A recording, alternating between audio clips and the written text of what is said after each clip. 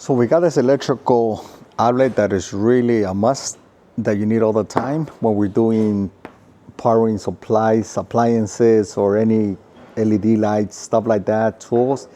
And so it comes on different gauges, different lengths. And so what I like about this is a thick one. We're gonna test it out for you guys.